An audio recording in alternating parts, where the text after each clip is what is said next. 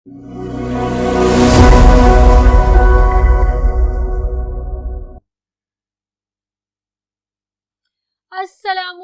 grade 10. How are you? Faiza Nadeem here with your English lessons. I hope all of you are fine. I hope all of you are healthy. I hope all of you are safe. And I hope all of you are attending your schools regularly. And last but not least, I hope that all of you have designed your revision schedule, your academic schedule, and you are following it religiously. तो revision और पढ़ना is very vital for you at this stage. आपका matric का result पता नहीं कहाँ कहाँ आपके साथ चलता है, ठीक है, सारी उम्र आपके साथ चलता है वो, तो उसको बहुत अच्छा होना चाहिए. What we are going to do today? Let's find out. जी, रिव्यू 3 का ये वाला क्वेश्चन हमारा रह गया था, जिसमें हमने पैराग्राफ्स रीड करने थे, पैसेजेस थे वो 4. We need to read 4 passages. We need to tell about their types of writing and we need to tell their subfields. ठीक है, ये सब कुछ हमने explain करना था. 2 paragraphs और उनकी related fields are here. The next are on the other board. I'll move to my next board and then I'll read those paragraphs gradually and we will discuss their types of writing, their fields and their subfields. ठीक है, तो let me start the passage reading.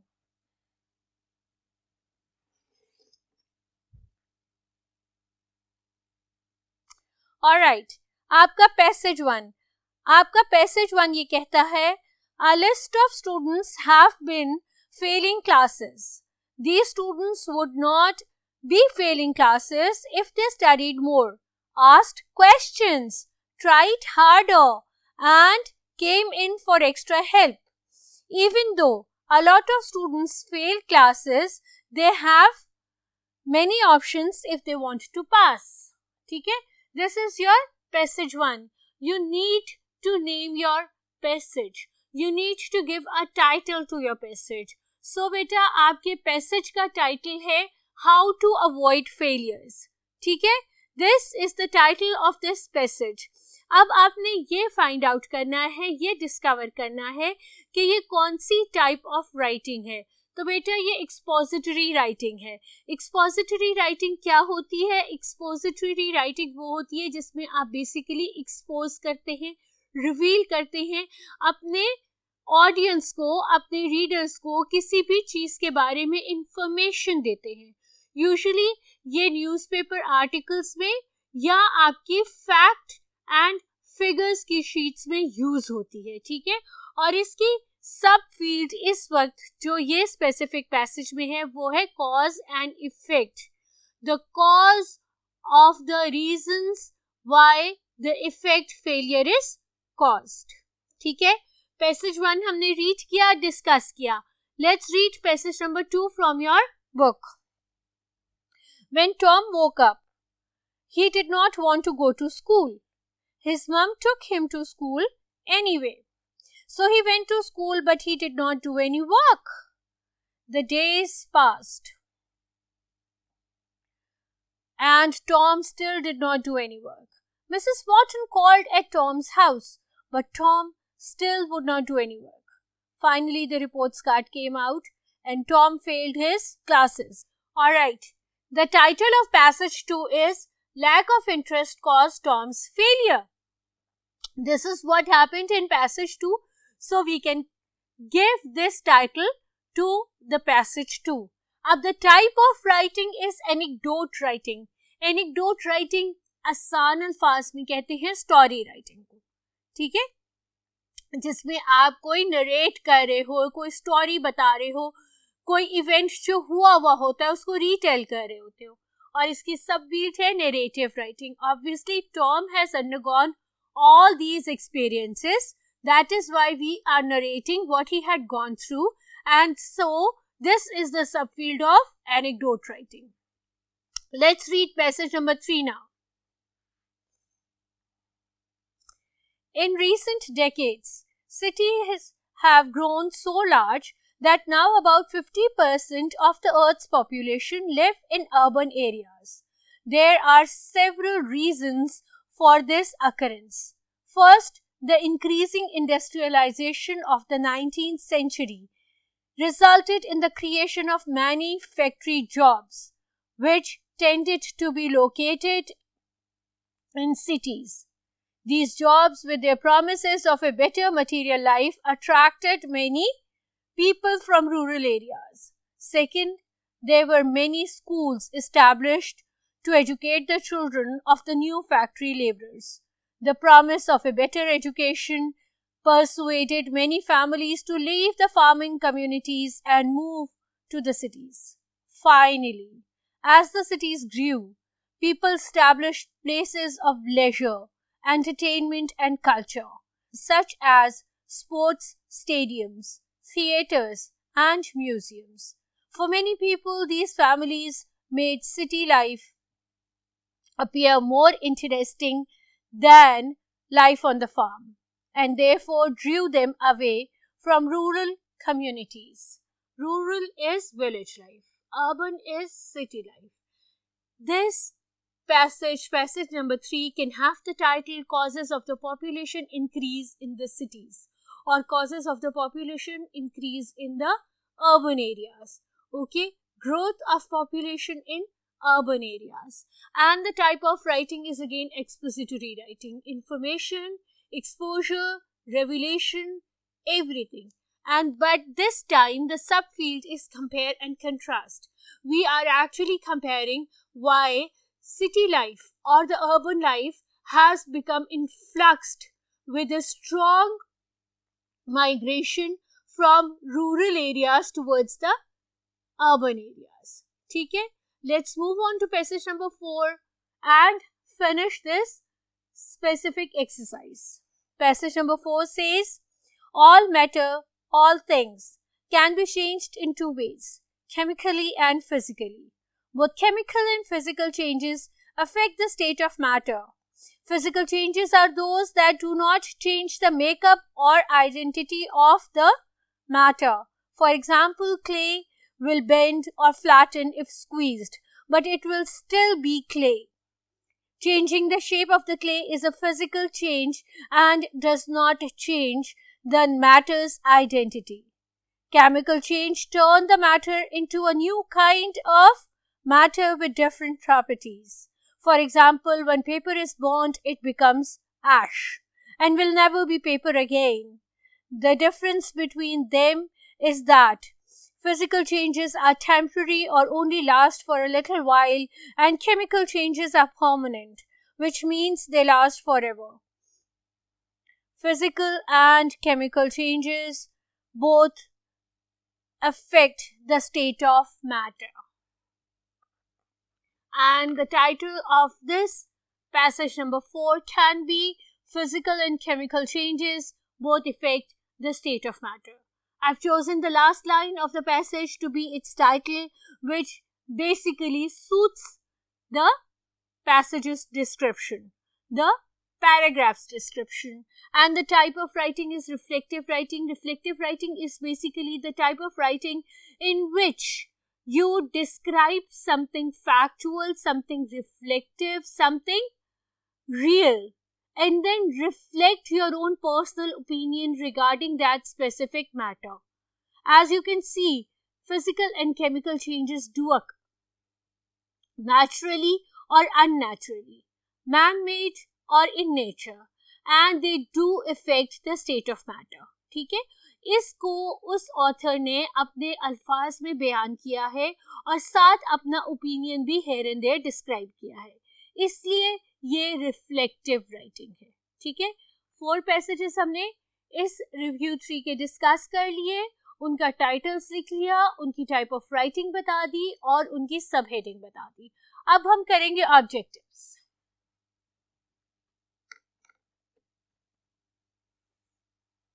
ये थोड़े से objectives आपकी exercise के रह गए थे, इसलिए मैंने कोई लूप होल नहीं छोड़ा, मैंने आपके साथ ये ऑब्जेक्टिव कर लिए.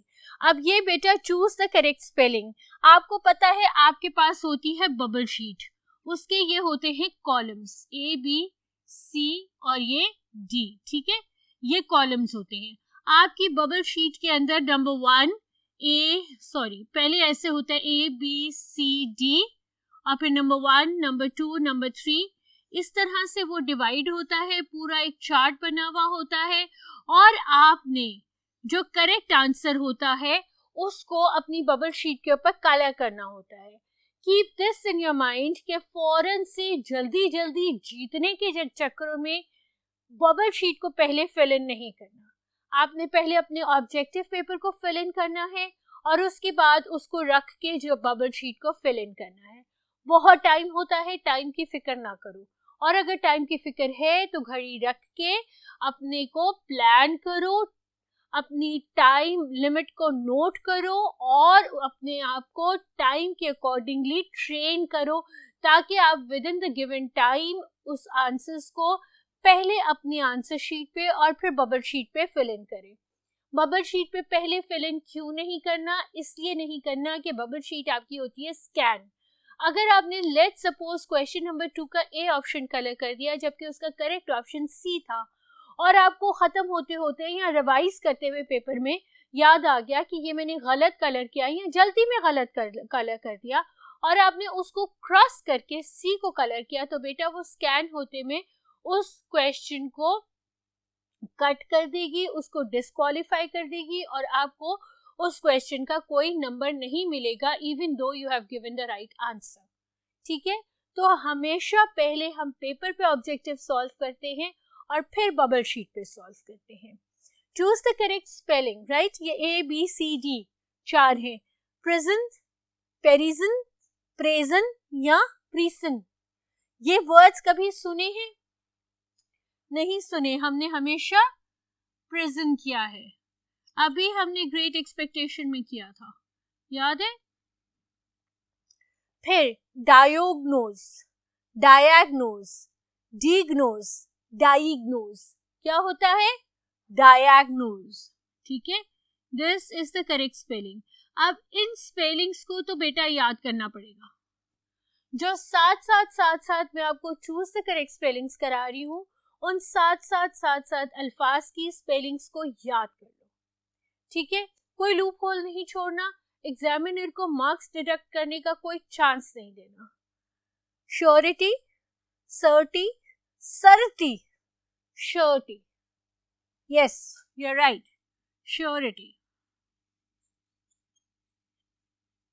ठीक है, parallel, parallel, parallel and parallel, कौन सी करेक्ट है? डबल एल होता है पैरेलल में, सिंगल एल नहीं होता। You are right. Now let me know, आप बताओ मुझे, एस्टोनिश्ड, एस्टोनिस्ड, एस्टोनिश्ड या एस्टोनिस्ड, बोलो कौन सा करेक्ट है? Correct, this astonished is the correct one. Very good, I'm happy with you guys. You are doing good. Inshallah, you'll do good in your exams. Keep on working hard.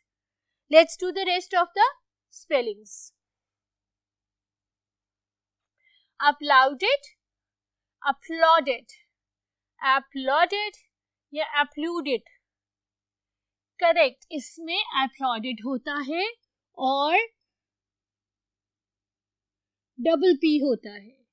Minute, minute, मिनाइट या minute, ये minute भी होता है, ये minute भी होता है। Spelling remains the same but the pronunciation change as its usages in the specific sentence. ठीक है, next is sturdy, stridy, sturidy और स्टार्डी। स्टर्डी सुना है आपने हमेशा, आपने हमेशा स्टर्डी सुना है और कुछ नहीं सुना।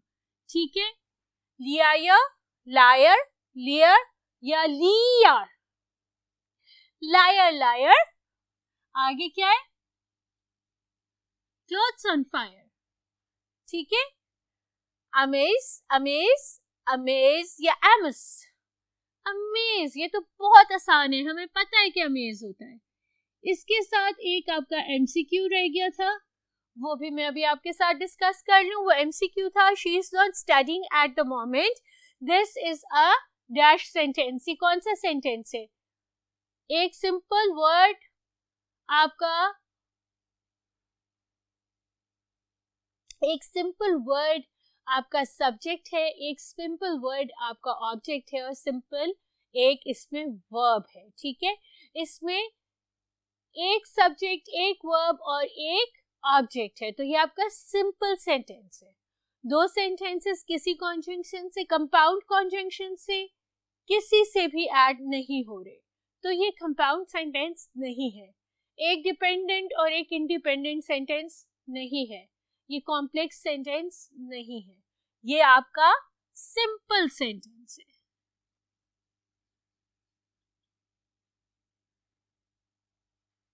ठीक है, क्विक रिकैप करें आज के लेसन का। आज हमने कंप्लीट की अपनी रिव्यू 3 एक्सरसाइज। उसके 4 पैसेजेस थे। आपसे ये कहा गया था आपकी टेक्स्ट बुक में कि आपने इन पैसेजेस को पढ़ना है, आपने इनका टाइटल बताना है, आपने इनकी टाइप ऑफ राइटिंग को आइडेंटिफाई करना है, उसको बताना है, और इनकी कौन सी टाइप ऑफ राइटिंग की सब हेडिंग है आपने उसको आइडेंटिफाई करके और उसको लिस्ट डाउन करना है। आपने चारों पैसेजेस रीड किए मेरे साथ, आपने चारों पैसेजेस के टाइटल दिए मेरे साथ, और आपने चारों की टाइप ऑफ राइटिंग और सब हेडिंग दी। उसके बाद मैंने आपके लिए थोड़ी सी spellings related to the chapters, related to the units जो हमने स्पेसिफिकली रिव्यू 3 में कवर किए हैं, उन यूनिट्स और उन चैप्टर्स से रिलेटेड हमने spellings, choose the correct spellings और एक कंपाउंड, कॉम्प्लेक्स या सिंपल सेंटेंस का एग्जाम्पल किया। आई होप कि आप लोग मेरे साथ साथ इसको नोट डाउन कर रहे हैं, इसको साथ साथ लिख रहे हैं। इवन दो आपका ये एग्जाम में नहीं भी आता, पर बेटा हम पढ़ते हैं नॉलेज गेन करने के लिए, so we should know about all these things. ठीक है, अपना ध्यान रखो, पढ़ते रहो, रिविजन करते रहो, हैप्पी, हेल्दी और सेफ रहो। फायजा नदीम को इजाजत दो। We'll see each other together in the next lecture. By that time, अल्लाह हाफिज।